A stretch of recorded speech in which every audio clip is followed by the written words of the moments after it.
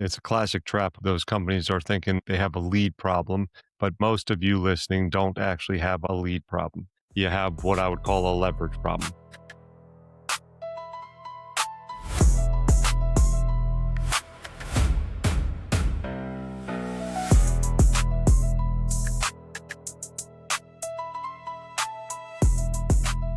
What's going on, everyone? Welcome back to the Fitz and Franson show. I'm Fitz. And I'm Franson. And this is a show where we talk about leadership, business, growth, and what it actually takes to build something that lasts without lying yourself along the way. Yep. Not here for the hype. We're here for the clarity because chaos is normal in business, but staying there is a choice. Absolutely. Now, before we dig into the meat of today's episode, let's kick things off with our daily rundown. So we track what our audience is searching for and what the biggest conversations in the business world are right now, so we can bring you the content that actually matters. Yeah. And this week, the it's pretty loud and clear out there across the board. A lot of home improvement companies are searching for ways to lower their cost per lead. Everyone's complaining that these leads are too expensive, the market's tight, and they just need more at bats. Yeah, it's a classic trap, unfortunately. What we see out there is that those companies are thinking they have a lead problem. But my hot take for today is that most of you listening don't actually have a lead problem. You have what I would call a leverage problem. You're paying maybe 500, upwards of $800, $900 to get a rep into a home, and the rep is only quoting exactly what that customer asked for. Yeah. In our industry, a lot of garages get sold. And so the customer saw the garage floor ad, the rep quotes the garage floor, and then they leave. They don't mention the patio. They don't mention the front porch, nothing else. Exactly. And look, even if one of your reps, I should say, is doing this, you could be leaving upwards of 20% of your revenue in the driveway, because at that point, your team has turned into order takers and not salespeople.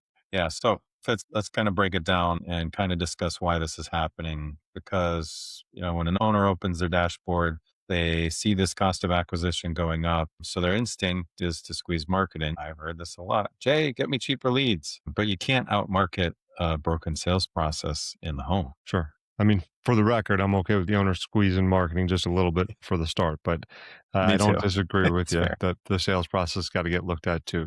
You definitely can't outmarket that process, like you said.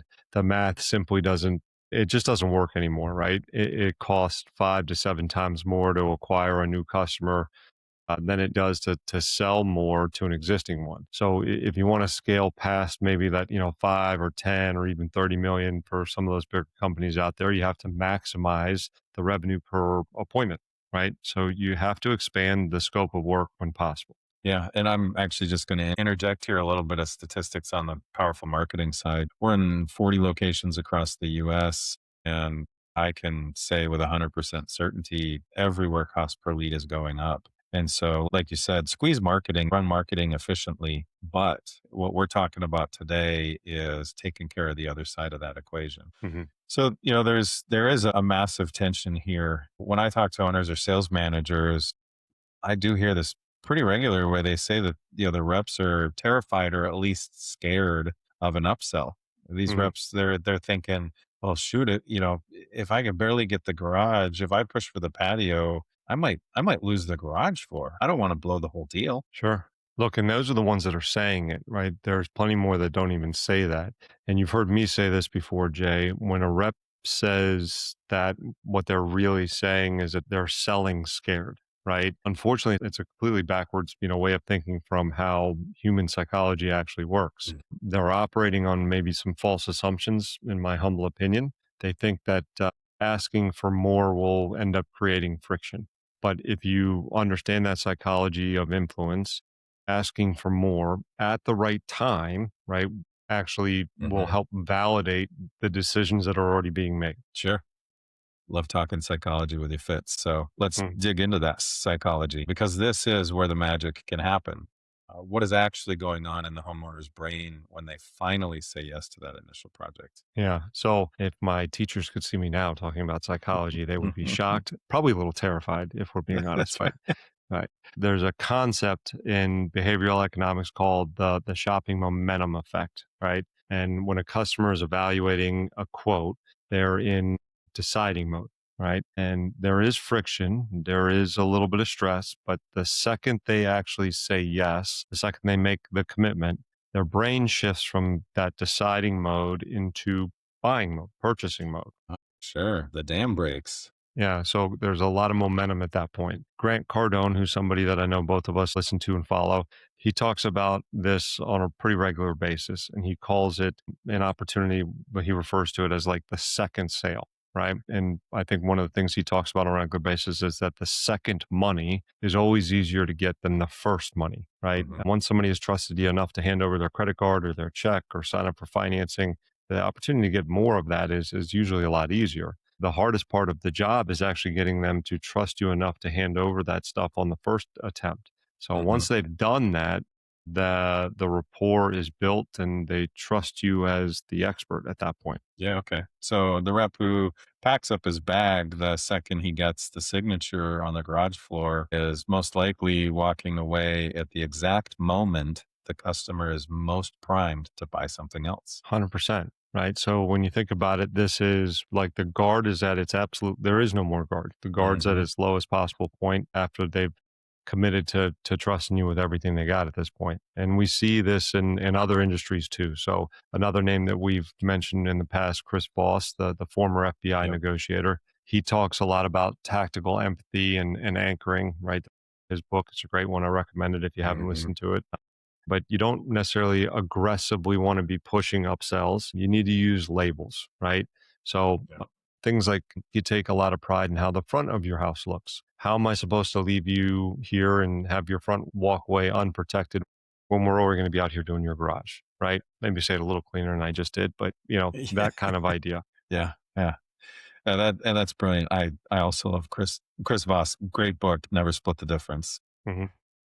You're making it their problem to solve ultimately, but you are also standing alongside of them, offering the solution at the same time. And it aligns with what Chase Hughes actually talks about too regarding commitment and consistency. Once the customer has committed to upgrading their home, it's psychologically consistent for them to want the rest of the space to match. Yeah. Yeah. You're not necessarily like trying to like force compliance. Like I'm not trying to like force you to spend more money. You're maybe more so trying to use like influence to guide them to Hmm. what are ultimately some logical conclusions that doing it all at once saves them time, saves them money, and ultimately can get them the best results, right? And Jay, I'll share like a real world example of this, if you don't mind. Yeah. In a previous life company I was with, we sold bathrooms, and generally speaking, there's usually more than one shower in a house. They were put in the house at the same time. So generally these things degrade at about the same pace, right? And it's better for the homeowner when we do them both at the same time. So try to get the opportunity, like to quote both bathrooms. But like you mentioned earlier, inherently, salespeople are going to try to take the path of least resistance. They don't want to Yeah. scare off the sale. Hmm. And, we were preach all the time, just ask. The worst that's going to Hmm. happen is they're going to say no. And we know that a bathroom or a shower is generally going to be within these dimensions. So it was as simple as just saying, like, hey, build a bathroom and show them what it would look like roughly at this rate. And had a couple of guys that bought into it would do it on a regular basis and they would get two bathrooms on a regular basis. Hmm. And a couple of guys that just refused to do it. And I'll never forget going on a ride along with rep one time. And I said, hey, I'm gonna do this. I'm gonna do the presentation. And we're going through the presentation and get down to the price. And the homeowner says, man, it's just a little bit more than we thought it was going to be. And I said, okay, well, what if I told you this included the hall bathroom as well? And they went, what? It's like, What? yeah. I mean, I built a pretty basic shower in there, right? White walls and, just kind of standard fixtures and all that kind of stuff. If we wanted to make some changes to it, it might change the price a little bit for you, but we could also do the hall bath for what I'm showing you here. All Hmm. of a sudden, the whole world changes, right? And Yep. again, I'm not necessarily forcing compliance like I was just saying there, but Yeah. the influence of like this might make the most amount of sense. Like the logic is here because waiting to do this is going to cost you more money. It's going to take a lot longer. It's going to disrupt your life more, all of these things. So it's at least worth considering at this point. And if you could fit it in your budget, it's the right thing to do. right? Hmm. And again, the light bulb went off for them, went off for the salesperson, and it became a normal practice for them. And do you get all of them to do both bathrooms at that point? No. Just like, are you going to add the walkway? Are you going to add the back patio? Like, no, Yep. not all the time, but just opening up the world of possibility to a person to consider is the right thing to do. So, sorry, I Hmm. hope you don't mind me Yeah. sharing that story. I thought it was right. That's a great story, and that actually reminds me. There's a rep down in Arizona that consistently sits at the top of the sales charts in our industry, and when she's in the home, she just simply says, "Hey, while I'm here, do you mind if I just measure your other concrete?" And then she measures it and says, "Oh, if you are interested right now, here are the numbers." Hmm. And she consistently outsells everybody else because she takes the time to say, "Hey, I'm here. How about I help you solve these problems too?" Sure. So I like talking about sales and how it's their problem to solve. But here's the thing: it shouldn't actually just be on the sales reps to introduce this idea cold in the living room. A fairly well organized operation, marketing needs to do a lot of this heavy lifting before the rep ever knocks on the door. I love this, right? It's a shared responsibility for sure. So, talk to me a Yeah. little bit about how marketing can help support this upsell for us salespeople. Yeah, marketing's job really is to pre-sell the expanded scope, right? If a lead comes in for a garage floor, well, actually, we're going to back up before the lead even comes in. What is the material showing? Especially when they start out brand new, they say, I just want to sell garage floors. And we say, well, we'd recommend having some of your ad creative include patios or porches or front walkways, just so that customers know that you can do more than just a garage. And so it does start with the creative first. But then that lead comes in, they see an ad, and maybe it is just for a garage floor, and your team or your automated messages or your automated email, this stuff should include more information on what you do. My team always says, hey, thanks for your interest. Are you interested in a garage, a patio, a pool deck, or something else? Right off the bat, we say, hey, we do this on a lot of surfaces. Where are your needs? And so, another thing that a lot of dealers do is they include a video, kind of a Mm. how to or what to expect or a time lapse or something like that. And include that link in the email or include it in the text messages, showing them that you're doing a lot more than just a garage floor. Yeah, I think that's awesome. You're doing a great job of setting the sales team up, going in the door with basically planting these seeds that there's these opportunities that can hopefully come to fruition, for them when they walk in the door. Sales has got to, kind of cultivate that as soon as they walk in the door. So I think one of the things I'll add to this is communication and the understanding like that is what's happening on the front side. That the sales team needs to Yeah. know that because it Yep. going back to the idea of maybe being scared to bring it up and talk about it and maybe run off a potential sale, Hmm. knowing that those are things that are being planted before I walk in the door as a Yeah. salesperson can help strengthen that resolve and like, hey, it's okay for me to ask for it and bring it up because it's something that's already been planted in the back of their mind. That's awesome. Exactly. I mean, you're trying to anchor the customer to a larger project. And like we talked about earlier, just simply recognizing the consistency across the front of the home. You're Mm. getting the garage done. Let's keep that consistency across the front of your home. And then, when the rep shows up, the homeowner says, "Oh, hey, I saw the video you guys sent, or I saw some of your other ads on Facebook showing a patio. How much would it be to add the patio?" You get the social proof. You show them that most of, maybe their neighbors in their specific area are getting other parts of their home done, and they're adding these on when they do their garage. Yeah, that's awesome. I mean, that's truly how you build a full system, right? That ends up starting to feed itself. It's not just like a rogue sales tactic or the pushy sales tactic that we get Hmm. unfortunately blamed for at times. And I Yeah. think you get the opportunity to use value stacking, right? Another name we'll throw out there in the episode, Alex Hormozzi's, I think, framework here is really a perfect opportunity, right? You make the offer so good that they feel, for lack of a more articulate word here, you make them feel stupid for saying no, right? Yeah. Yeah, I think it's a really good one. And help me understand, Fitz, how that sounds in the home. You're not dumb, are you? No, it's a little bit Yeah. it's a little bit better than that. So the rep would say something to the effect of like, look, normally to come back to do this other portion of your work, we're doing a garage, for example, right? And but to come back and do the patio next year, there would be a setup fee, right? And our setup fee Yeah. is like $1,000 or whatever it might be. And since my crew will already be here doing the garage, also take care of the patio over here next Tuesday. We Hmm. won't have to do a second setup fee for you.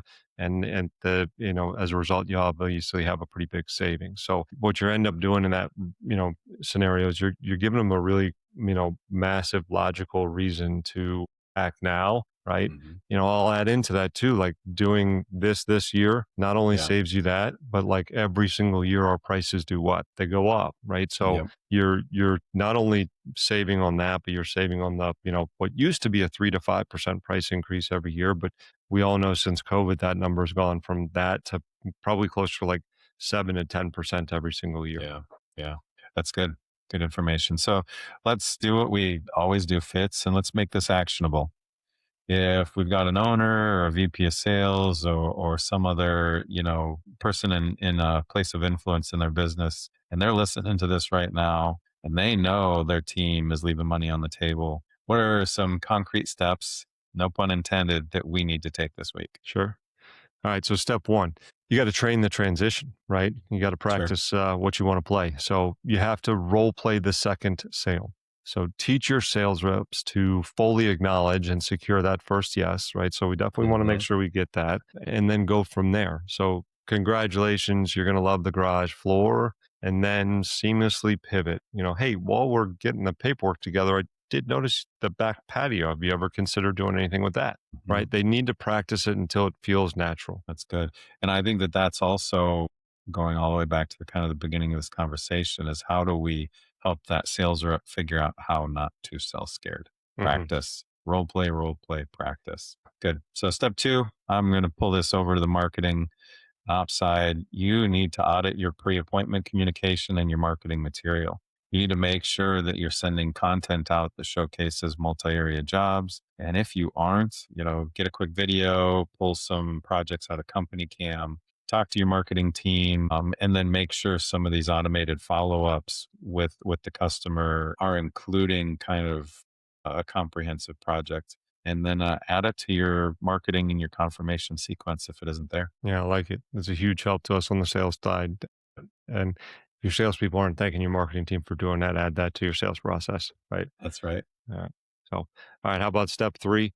Right. Create standard value stack packages. Right. This is also a big help. So, as a sales leadership team, do this for your sales team. Don't make your sales reps do complex math. We're not good at it. Mhm. If we had to do it on the fly, it's kind of weird when we got to take our shoes and socks off to get all the fingers and toes out. So, give them maybe like something that's like a good, better, best option that they can put together that includes the add-ons with like bundle savings already calculated out, right? So make it super Yep. easy for the rep to present, even more importantly, super easy for the customer to understand so that the buying decision is just not complicated in any way. So look, if you implement these three things, you'll watch your average order value climb, and that lead cost that has been stressing you out will suddenly become a lot more manageable. Yeah, that's good. Great ads, great leads. They aren't about tricks. They're about understanding people, telling a clear story, and really having a system that maximizes each of these opportunities. Absolutely. Look, these are simple, actionable things you can put into play today that can grow 1 to 2 sales this week by shoot a few $1,000s, right? And Yeah. if you do that each week and by the end of the year, right, what does that end up doing to your marketing cost? Better yet, what does Mhm. that do to your bottom line? Yeah. Yeah. It's a huge difference. We talk to a lot of our customers about cost of marketing, yeah, as a percentage of revenue, right? And everybody's goal in our industry is 10% cost of marketing is kind of that like dream number. And, growth mode, you're going to be closer to 20%. Certain markets, you're sitting in that 15%. But what you notice is if your team isn't upselling, then your cost of marketing might be 20, 25%, like an outrageous number. And you go, if marketing stays the same, but sales adds 20% to Mm, what they sell, yep, your cost of marketing comes back into line and it helps that conversation out a lot. Yeah, it's 100%. Yeah. to be honest, if you're out there scratching your head on some of these numbers this year, and if you're looking for a partner who can help you with this sort of thing, set up a call with us. We're happy to walk you through it and we're happy to help. So if you stuck with us today and found some value in what we talked about, do us a favor. Ring the bell, like and subscribe, share with a friend, especially those that would benefit from this. You got a buddy with a small business and he's scratching his head. Send him this episode and say, hey, are you upselling, the projects you're given? And we'd love to hear from you guys as well. So Fitz, always a pleasure.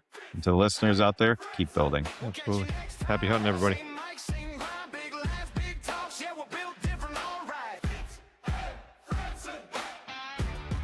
Thanks for watching. Now get back to work.